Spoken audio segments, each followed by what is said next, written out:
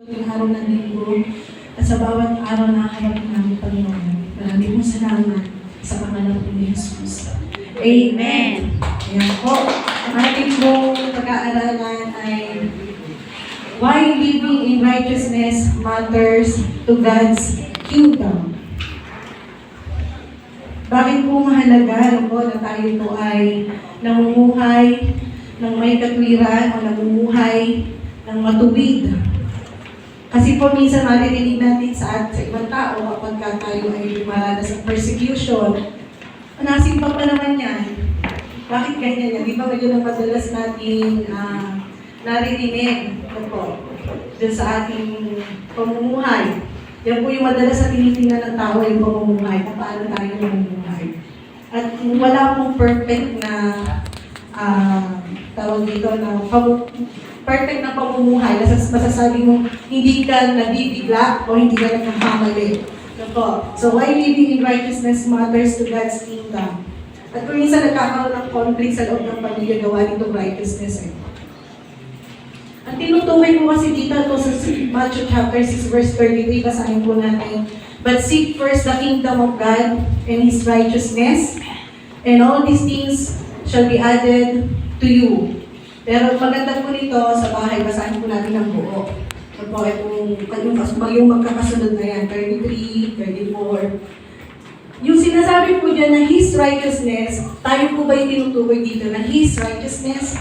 Hindi po, no? Tinutukoy dyan ang Diyos. Yung katuwiran ng Diyos at yung kanyang pagiging matuwid. Amen. So bakit po mahalaga na tayo po ay namumuhay ng matuwid?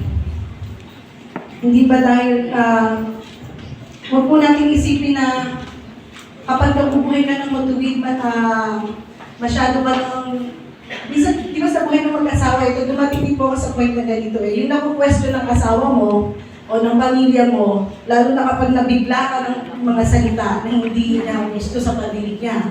Di ba? Minsan nag-judge ng kasama mo sa bahay, yung pagiging righteous ng life, lalo na kapag may mga salita kang binibitawan tungkol sa kapwa, ang righteous mo naman, at napakabilis mong mag-judge dun sa ibang kapwa mo, sa ibang tao. So you're so righteous. Walang ibang righteous kundi ating Panginoon sa Kristo gaya ng sinabi sa Matthew. So ngayon po, pagtutunan natin ang pansin dyan, yung salitang seek first, unahin yung muna ang kaharian ng Diyos, kingdom of God, at saka po yung His righteousness. Bigyan po natin ng diin yun. Ano po ba yung ibig sabihin po nito? Yung kingdom of God and His righteousness. Bawat tao po dito sa mundo may kinabibilangang country. Kagaya natin, mga Pilipino.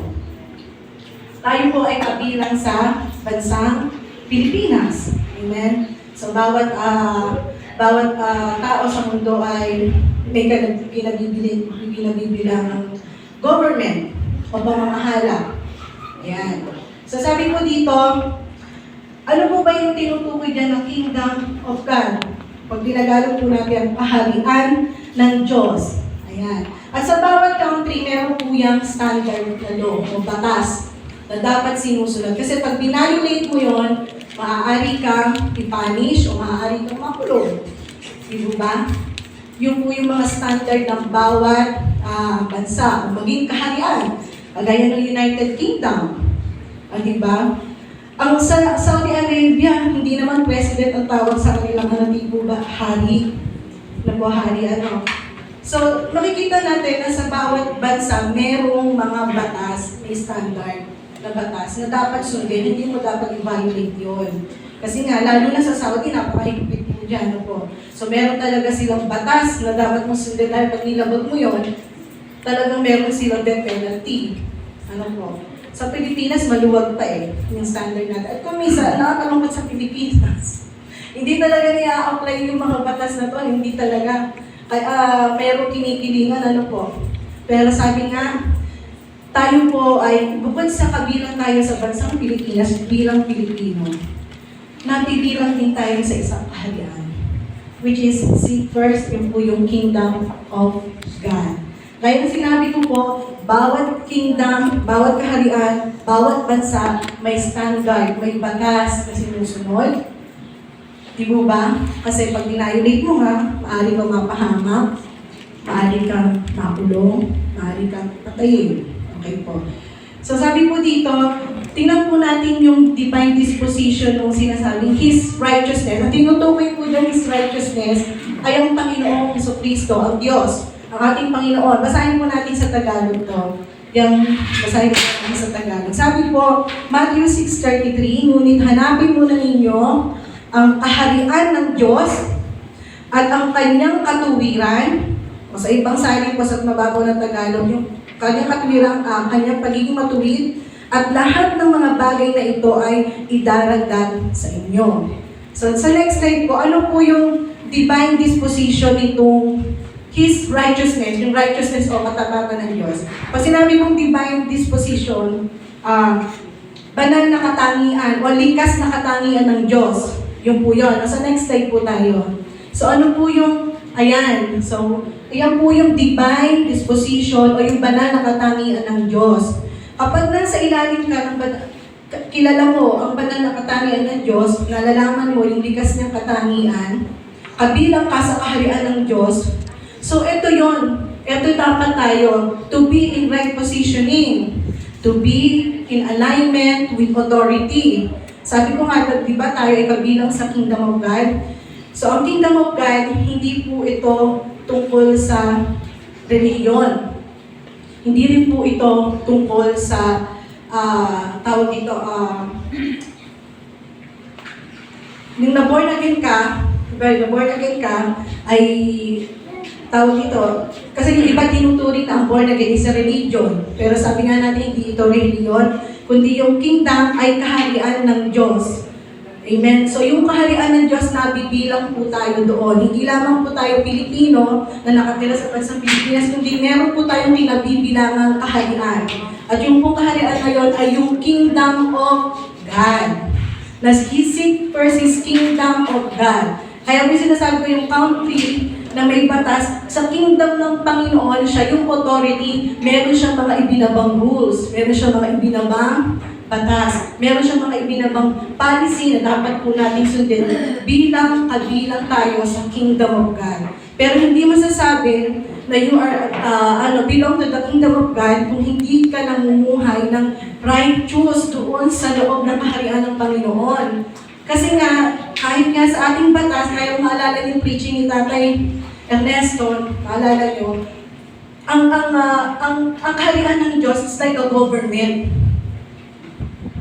Para itong government, kapag meron kang nilabag na batas dito, maaari kang mapahamak. Huhusgahan ka, ano po? Huhusgahan ka. So, tayo po ay nasa ilalim o kabila tayo sa kaharian ng Diyos, kung saan ang authority po dito ay ating Panginoong Jesucristo, ang ating Diyos, at meron siyang mga ibinabang rules, mga kautusan, na magiging mabuti tayo. Ano po? Magiging mabuti. So, ito po. So, what is righteousness po? Ano po ba yung standard ng His righteousness? So, pag nasa ilalim ka, nasa loob ka ng kaharian ng Diyos, ito po yun eh. So, nasa right positioning ka. You are in alignment with authority. You are right standing with authority.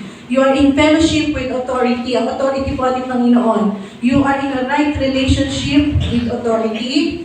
You are in a legal, lawful alignment with government authorities, like government po, na meron kang sinusunod. At ito po yun.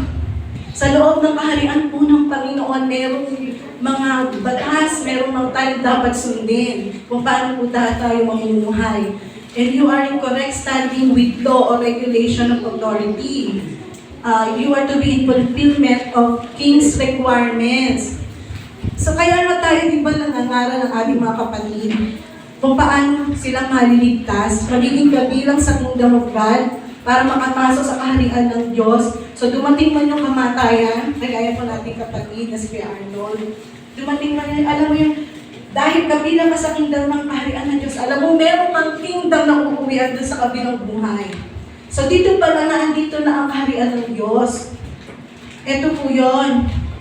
Hindi ka mo meron dito mga batas, lumalabas na napaka-righteous na naman. Kasi yun talaga po yung dapat. Kaya nga po may isinugong banal na Espiritu, yung po yung ating magiging tagatulong bilang kabilang sa kaharian ng Diyos para may isang pamuhay po natin. Makapamuhay tayo ng may katwiran at pagiging matuwid. Ano po? So, maliwanag po dito na His righteousness ito po yung nasa loob, no po. Tayo po yan, no po, bilang nahandoon sa kaharian ng ating Panginoon. So,